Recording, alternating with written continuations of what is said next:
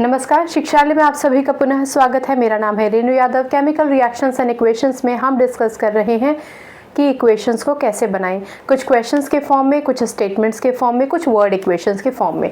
आज हमारे पास एक वर्ड इक्वेशन है। कहते हैं कि कॉपर स्ट्रिप यानी कॉपर की एक छोटी सी पट्टी is placed in the solution of silver nitrate. तो कॉपर नाइट्रेट सोल्यूशन बनता है और सिल्वर मेटल बनता है। हमें इस वर्ड इक्वेशन को प्रॉपर इक्वेशन के फॉर्म में लिखना है। कई बार आपको सिर्फ इतना लिखकर दे सकते हैं, यहाँ तक रिएक्टेंट तक लिखकर दे सकते हैं, प्रोडक्ट पूछ सकते हैं। किसी भी तरीके से आपके पास ये क्वेश्चन आ सकता है। सॉल्यूशन करने का एक ही तरीका होगा। क्या तरीका है? सबसे पहले तो ये देखिए कि इन्होंने आपको दिया क्या है, कॉपर की स्ट्रिप, यानी आपके पास है कॉपर, किस में मिलाया गया, solution of silver nitrate. Silver nitrate क्या होता है? AgNO3। ठीक है। अब इन्होंने हमसे पूछा है कि इन्होंने तो हमें बता ही दिया है कि कॉपर नाइट्रेट बनेगा और सिल्वर मेटल बनेगा, लेकिन अगर मान के चलिए कि हमारे पास ये क्वेश्चन अधूरा आता है, सिर्फ इतना आता है और पूछते हैं कि प्रोडक्ट बताइए कि क्या बनेगा, तो आखिरकार हम प्रोडक्ट कैसे बनाएंगे? मैं चाहती हूँ कि आप पूरा प्रोसीजर एक बार समझ लीजिए। किसी भी रिएक्शन को बनाने के लिए आपके पास सबसे बड़ा ज्ञान होना चाहिए रिएक्टिविटी सीरीज का। देखिए, मैं जितनी बार भी लेक्चर लूँगी, मैं उन सारे अपने स्टूडेंट्स के लिए जिनका बेस कॉन्सेप्ट क्लियर नहीं है, कुछ बेसिक बातें ज़रूर बताऊंगी। जिन बच्चों को बेसिक बातें क्लियर हैं वो आगे बढ़ाकर स्क्रॉल कर वीडियो देख सकते हैं। ठीक है, चलिए। तो बेसिक बात क्या है कि हमारे पास एक रिएक्टिविटी सीरीज है KNaCl-MgAl-ZnFeSnPb, फिर आ जाता है हाइड्रोजन। हाइड्रोजन के बाद आ जाता है कॉपर, मरकरी, सिल्वर और गोल्ड। आप जानते हैं कि हाइड्रोजन से ऊपर वाले जो एलिमेंट्स होते हैं वो फिर भी रिएक्टिव होते हैं एज कंपेयर टू हाइड्रोजन से नीचे वाले एलिमेंट्स, यानी ये जो नीचे के एलिमेंट्स हैं लीस्ट रिएक्टिव होते हैं। जो सबसे ऊपर वाला एलिमेंट है वो सबसे ज़्यादा रिएक्टिव होगा और जैसे जैसे हम नीचे जाएंगे रिएक्टिविटी कम होती जाएगी। अब हमें ये देखना है कि हमारे पास इक्वेशन में कौन कौन से एलिमेंट्स हैं। तो हमारे पास एक तो है ये सिल्वर, ठीक है ना, और दूसरा है हमारे पास कॉपर। अब आप खुद देखिए कि कॉपर भले ही हाइड्रोजन से नीचे है, यानी लीस्ट रिएक्टिव एलिमेंट्स के ग्रुप में आता है, भले ही कॉपर और सिल्वर दोनों, लेकिन फिर भी कॉपर ऊपर है और सिल्वर नीचे है। इसका क्या मतलब हुआ? इसका मतलब ये हुआ कि कॉपर सिल्वर को उसकी जगह से डिस्प्लेस कर सकता है। कहने का मतलब कि कॉपर इस सिल्वर को यहाँ से हटा देगा और इस NO3 के साथ, नाइट्रेट के साथ कॉम्बिनेशन करके एक प्रोडक्ट बना देगा। तो ये बहुत ही क्लियर है कि क्योंकि कॉपर सिल्वर को उसकी जगह से हटा देगा, तो which type of reaction is this? Displacement reaction होगा। ठीक है, चलिए अब हम बात करते हैं कि हम इसका प्रोडक्ट कैसे बनाएंगे। देखिए, मैं तो हमेशा अपने सारे बच्चों से यही कहती हूँ कि कभी भी आपको रिएक्टेंट से प्रोडक्ट बनाना है ना, तो रिएक्टेंट्स को उनके आयनिक फॉर्म में तोड़ दीजिए। इसका मतलब ये हुआ कि कॉपर का चार्ज कितना है? कॉपर होता है Cu2 पॉजिटिव। ठीक है, चलिए हमने लिख लिया। उसके बाद सिल्वर नाइट्रेट किससे मिलके बना था? Ag positive NO3 negative. ठीक है ना, Ag पॉजिटिव NO3 नेगेटिव। ये जो NO3 है ना, इस पूरे पे नेगेटिव चार्ज होता है। Negative charge, positive charge, equal opposite charges थे, इन्होंने कैंसिल किए होंगे चार्जेस, AgNO3 बन गया था। लेकिन अब क्योंकि ये दोनों के दोनों रिएक्टेंट है तो डेफिनेटली एक नई कहानी बनने वाली है। उस नई कहानी में ये कॉपर इस Ag को डिस्प्लेस करेगा। इसका क्या मतलब हुआ? इसका मतलब ये हुआ कि Cu2 पॉजिटिव और NO3 नेगेटिव ये दोनों के दोनों कंबाइन करेंगे।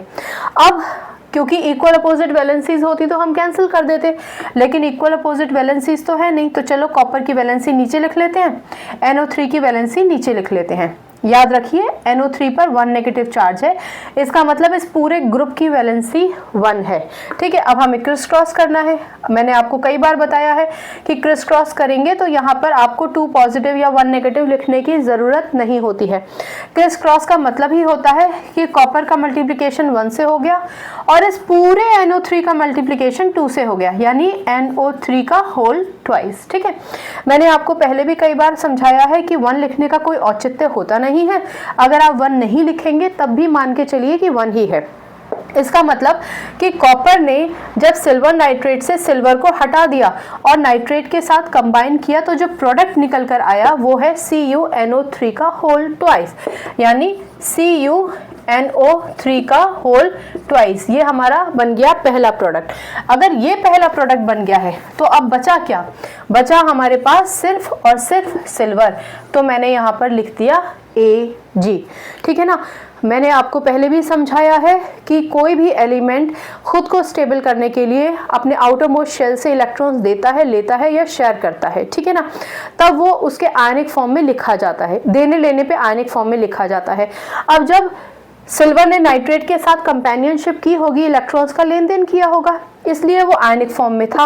अब क्योंकि कॉपर ने ही नाइट्रेट के साथ पार्टनरशिप कर ली, तो इसका मतलब कि सिल्वर ने नाइट्रेट को जो अपने इलेक्ट्रॉन्स दिए थे वो अपने उसने वापस ले लिए।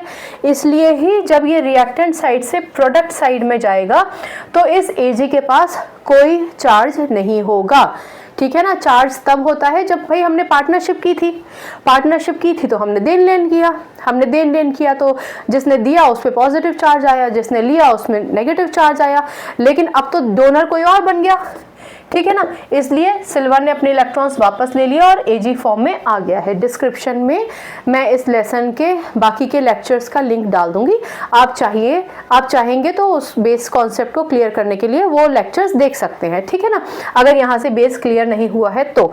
एनीवे, तो कुल मिला के हमारे पास जो रिएक्शन से प्रोडक्ट बना है वो है ये और ये। ठीक, अब नामकरण तो हम बाद में करेंगे, पहले हम बैलेंसिंग कर लेते हैं। कॉपर कितना है? 1 कॉपर 1। NO3 का पूरा ग्रुप 2 से मल्टीप्लाई होने की वजह से 2 हो गया, तो हम बैलेंस कैसे करेंगे? हमें यहाँ 2 लगाना पड़ेगा। याद रखिए NO3 एक पूरा का पूरा ग्रुप है। ठीक है ना। आप ऐसे नहीं लिख सकते हैं कि ये 2 से आपने मल्टीप्लाई किया तो N2O6 लिख देंगे, नहीं, आप ऐसे नहीं करेंगे। NO3 का होल ट्वाइस। ठीक है, चलिए अब N कितने हो गए? अगर आप वैसे मल्टीप्लाई करके देखें तो NO3, अब N 2 थे तो N 2 हो गए, O हो गए 6, O हो गए 6। ठीक है ना। लिखेंगे नहीं हम N2O3 करके, लेकिन टोटल नंबर ऑफ कैलकुलेशन अगर आप वैसे करना चाहें तो कर सकते हैं। अदरवाइज तो दिख ही रहा है कि NO3 का होल ट्वाइस और यहाँ पर 2 से मल्टीप्लाई पूरे NO3 का हो गया। क्योंकि NO3 को बैलेंस करने के लिए यहाँ 2 लगाना पड़ा, इसलिए सिल्वर भी हो गया आपका 2। तो इसका मतलब सिल्वर के आगे भी हमें 2 लगाना पड़ेगा, क्योंकि आपको पता है बैलेंसिंग के लिए हम इस पोजीशन का इस्तेमाल नहीं करते हैं, हमें ये फर्स्ट पोजीशन पर ही कोई ना कोई न्यूमरल लगाना पड़ता है। एक बार चेक कर ले बैलेंस हुई या नहीं। कॉपर 1 NO3 का होल ट्वाइस था, यहाँ पे 2 से मल्टीप्लाई करके NO3 को बैलेंस किया, 2 Ag हो गया, यहाँ पर 2 Ag हो गया। अब हमें क्या करना है? नाम लिखना है। तो ये क्या है? ये है आपका कॉपर। ये क्या है? ये है आपका सिल्वर नाइट्रेट। ठीक है ना। अच्छा, सिल्वर नाइट्रेट जो होता है ना वो कलरलेस होता है, सोल्यूशन है ना, कलरलेस। ये क्या है आपका? ये है कॉपर नाइट्रेट। अच्छा, कॉपर नाइट्रेट, कॉपर ज्यादातर अगर सॉल्यूशन फॉर्म में होगा, क्योंकि ये सोल्यूशन था, सिल्वर नाइट्रेट सोल्यूशन था ना, इसमें कॉपर डाला तो डेफिनेटली कॉपर भी तो सोल्यूशन फॉर्म में ही आएगा, तो ये ब्लू होगा, ब्लू सोल्यूशन। कॉपर अक्सर ब्लू कलर ही इम्पार्ट करता है सोल्यूशन फॉर्म में। ठीक है ना, या मॉइस्चर के साथ उसका कांटेक्ट हो तो ब्लू कलर का कन्वर्ट हो जाता है। और ये क्या है? ये है आपका सिल्वर। ठीक है ना। चलिए, तो मुझे लगता है कि ये इक्वेशन आपको समझ में आ गई होगी। रिएक्टिविटी सीरीज, जिसको हम एक्टिविटी सीरीज कहते हैं, हमेशा याद रखिए। अगर वो आपको याद है तो आप कंफ्यूज नहीं होंगे, और अगर आपको चार्जेस याद हैं तो आप कभी भी प्रोडक्ट गलत नहीं बनाएंगे। नहीं तो बच्चे गड़बड़ करके आ जाते हैं, प्रोडक्ट बनाने में ही गड़बड़ करते हैं, और कोई रट्टाफिकेशन की ज़रूरत ही नहीं है। आपको लगता है इस इक्वेशन को आपको रट्टाफिकेशन करना है? कुछ नहीं करना।